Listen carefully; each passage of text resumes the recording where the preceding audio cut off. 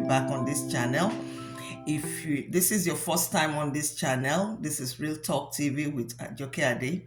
And on this channel, I talk about lifestyle, life issues, and things that could easily resonate with you, topics that you can benefit from. And I hope that this week, whatever I have to say here, will benefit somebody. If this is your first time on this channel, I say please kindly subscribe to this channel and turn on your notification, and kindly please share to others. And if you are a subscriber on my channel, I say a warm big thank you to you. I say thank you so much. And like I always say all the time, that I try to find my way back here, because most of the time I give it to people who have time to make videos all the time. Because of my job, I'm not able to, but there are so many things that goes on in my mind that I really want to share with people. And I hope that this is one of them. And I hope that this will, help someone or minister to someone out there. So let's go on. Today, I'm going to be talking about an issue that is no longer new. It's something that, especially in the African setting, even in Western world too, there could be family interference between couples or intended couples in relationships. And it's no longer a new story. It's something that, is being talked about. And I'm here again to reemphasize and give warnings, especially to young women, because these are red flags that you don't want to ignore. Because, like I always say, that I hate divorce. It's not pleasant. That's not how God wants it to be. I don't like divorce. And there are so many ways that you can avoid. It's better to have a broken engagement, to have a broken relationship, than a broken marriage. And in recent time, we've seen about how people endure so much in marriages for so many years, and they can't even walk out of it because a lot of people put children into consideration, and so many things, so many factors. But I always tell young people that if you can avoid it, it's better for you. Don't ignore red flags, because there's some little red flags, what people call red flags, especially women. We can be vulnerable sometimes because, a lot of young ladies out there, age is not on their side. They just want to get married, and they ignore so many red flags. And one of the red flags that you don't want to ignore is family interference. I tell you, you don't want to ignore it. If you have a relationship, and in your relationship you notice that from the either parties there's so much family interference, I want to tell you that it's better for you to just let go, because you won't enjoy that relationship, you won't enjoy that marriage. And I'm being very honest. So I'm going to be talking to families and young women and men, in general. So if you are a young lady out there and you are dating a guy, and this guy cannot make decisions for himself, this guy cannot, stand on his own feet, this guy will always seek advice. Yes, there's nothing wrong in seeking advice. There's nothing wrong. But if you are going to seek advice, it has to be an objective. You must have a mind of your own. If you are not ready as a man, if you cannot make decisions for yourself, if you cannot, if you don't have a mind of your own, then that means you are not ready for marriage, point blank period. Because if you are not ready, if you cannot make decisions for your own personal self, you cannot stand on your own 2 feet and say, this is what I want and this is what I don't want. You cannot, create boundaries between yourself and your family when it comes to your marriage, then that means you are not ready for marriage. I'm going to be honest with you. Because if you go ahead and get married, we are talking about you're going to be in charge, the head of a family. You are going to have to make decisions. For your decision making has will be relied, your wife will rely on you sometimes for decision making, your children. And if you cannot as a man stand up on your own to make decision, then you are not ready for marriage. It's a red flag. You are not ready for marriage. So you and that shows that you are not matured enough to make. If you have to rely on your sister, on your brother, on your mom to make some fundamental decisions for your life, then you are not ready for marriage. It's like you're trying to create a family. You want to create a family unit that's going to be chaotic, and once you start having children, the children are going to, it's going to be chaotic. So it's you have to reappraise yourself. You have to look at yourself as a young guy, that am I really ready for marriage? Are you able to make decisions without consulting your mom, consulting your dad before you make vital decisions between you and your would-be spouse?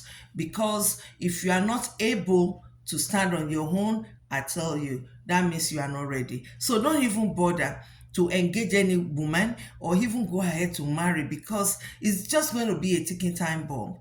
And because you that means that you have to, before you make any decision, then you consult them, and whether it's the advice they give you is good or not, then you take it. So for me, I believe that for any guy out there, if you know that you are not matured enough to make decisions, you still have to call your sister, most of these your sisters, they are married, or your brother have their own family, and yet you have to consult them to make a personal decision for yourself. Then that means that you are not ready. You are not ready. That's number one. And then for my girls out there, I would advise you, never, never go into a marriage with a man that cannot make decisions for himself. It's going to boomerang. It's going to boomerang. If you are going to marry a man, there's something I always say. There's a difference between an advice and someone imposing on you their own thoughts, or the way they feel that things should be. There's a difference between those two. You can take advice because you know it, it no man is an island, and we all need words of wisdom at times. We don't want to cut our families off, we don't want to cut our relations off, but we don't want to marry a man who will take an impulsive advice that they have to impose on him what they want, not what he wants. What they think is right or what they feel is right is what they are going to impose. If you meet a guy that before he does anything, before he makes any move, he will consult the sister, he will consult the brother, please run as far as your feet can carry you, because you will not enjoy that marriage. I'm being honest with you. I have seen marriages that before the husband will even give money to the wife, is the sister that will determine how much the husband he will give his wife, how much what time they should go for holidays, what time they should go for vacation, how he should run his house. He takes orders from the sister. I've seen that. And I know where it all ended. So I'm telling you, if you meet a guy and you notice that this guy cannot make decisions for himself from day one, run as far as your feet can carry you. Because I have said on my channel, and I'll keep on repeating it, a failed relationship is better than a failed marriage. A failed engagement is better than a failed marriage. A failed marriage is chaotic, because now you have the children involved, your finances are tied together, so many things are tied together. So you don't want to start your life on a chaotic note. So be very, very careful. Open your ears, open your eyes. If a man cannot make decisions for himself, vital decision, especially when it comes to your relationship between you and the man, you better run. You better run. It's a red flag, because those in-laws, will-be in-laws, will not allow you to enjoy your marriage. They will always be an interferer. They will interfere in your day-to-day life, and you don't want that as a woman. You don't want that as a woman. And some now to the guy, I'll go back to the guys again. Most of you don't even understand, to the men out there, young men out there. If you are a young man or you are already married and your family, some families are very devious, they are devilish people. You think they love you, that's why they are interfering in your marriage, or they are interfering in your relationship or your will-be relationship. You think they love you, they don't. Some of them deliberately interfere because of what they are getting from you. They look at it that if you get married, the money they are getting from you, that source is going to be cut off, because now they know that you will have responsibilities. So they will give you advice that will benefit them. Most of those advices that will be giving you are the advices that will benefit them, not the one that you think they love you, or those advice they are giving you is beneficial to you. No, they are deliberately giving you those advice just to make sure that you remain where you are, so that they can continue to, get money from you, or all the benefits they are enjoying from you. So you have to take note as well, because if somebody really loves you, they will allow you to make your own life decisions. If you make mistakes, then they come in, they can advise you.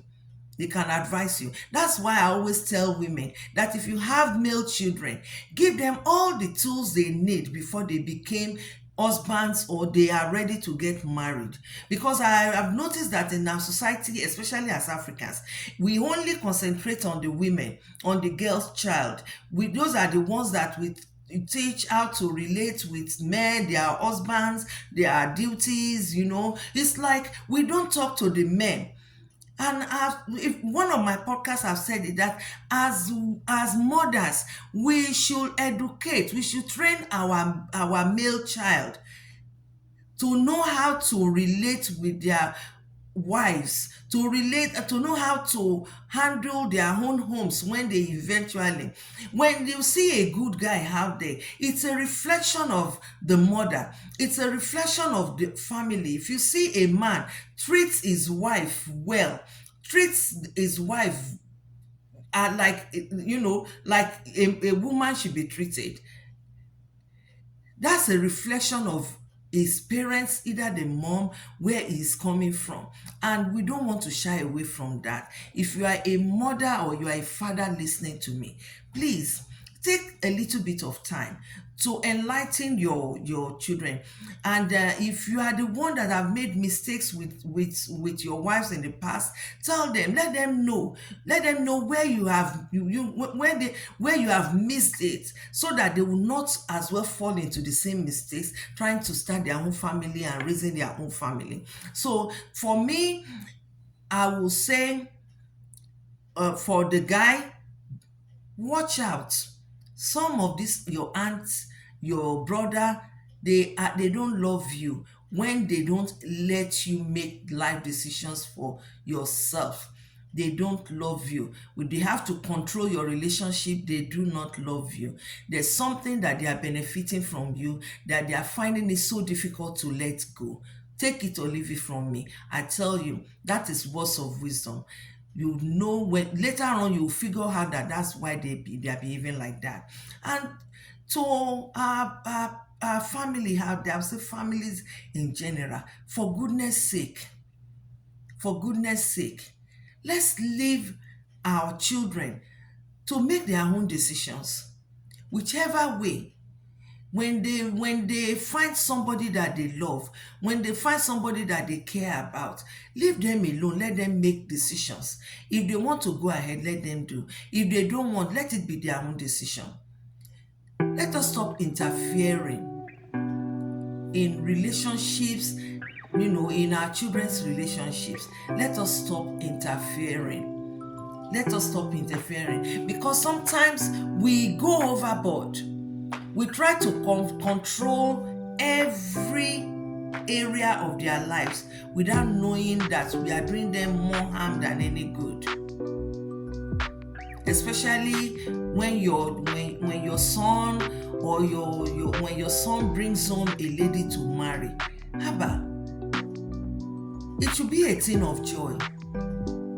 Not time for you to try to start imposing and trying to control, and they are the one getting married, you are not the one getting married. So why should you be the one trying to tell them what to do, what this, that, what venue, how they should do it, what they should do, what they should wear, or what they should.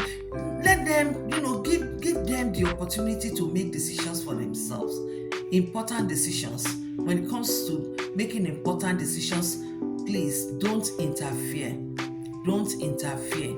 And like I said earlier on, most especially because I keep on saying, the ones that are on the receiving end is usually the woman. That's why I always talk to my girls out there. If to my online nieces, cousins, and daughters, if you are listening to me, those are red flags you don't want to ignore. Don't ignore it. If that man is not man enough to take decisions on his own, because all these things that I've said here, you will be at the receiving end. The woman is always at the receiving end. If there's a divorce, the woman will be at the receiving end. For whatever reason, she will be at the receiving end because of our society. Unless, even in the Western world, if the children are still young, the custody goes to the woman, and the burden of having to take responsibilities that would have been taken by two people. So it still goes back. Whether the court gives you the house or gives you whatever, you are still the one that will be at the receiving end, because it's not easy to be a single parent. I tell you, I have walked that road, and I know that it's not easy to be a single parent. It's not easy to be a single parent, and that's why I'm saying it right now. Please open your eyes. Open your eyes. Open your eyes. If you notice that kind of red flag, run as far as your feet can carry you. Till I come your way next time, I remain your beloved Auntie Ajoke. I love you all. Thank you so much for watching. Kindly share and subscribe. Till I come your way next time. God bless you and love you all. Bye for now. Thank you. Have a nice day.